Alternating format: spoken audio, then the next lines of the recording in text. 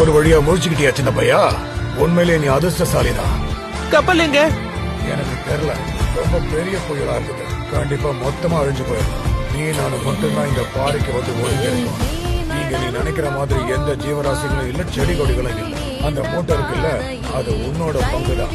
ஏதோ நம்ம அதிர்ஷ்டமோ நமக்கு தெரியல. கொஞ்சோண்டு சாப்பாடு நமக்காக கரை ஒதுங்கி இருக்கு. வெறும் 5 நாள் தான் தாங்கும். எதுக்கும் பார்த்து பொறுமையா சாப்பிடும். கொஞ்சம் இருங்க, அது உங்களோட போஷனா என்ன? இதை விட அது 3 மடங்கு ரொம்ப பெருசா இருக்கு. ஆமா, இந்த வயசானவங்க என் வயிறுக்கும் வயிறுக்கு வித்தியாசம் இருக்குல்ல. எனக்கு பசிக்கல. சாப்பிடாம எப்படியும் பெருசு மண்டைய போட்டிருக்கும். போய் பாப்போம்.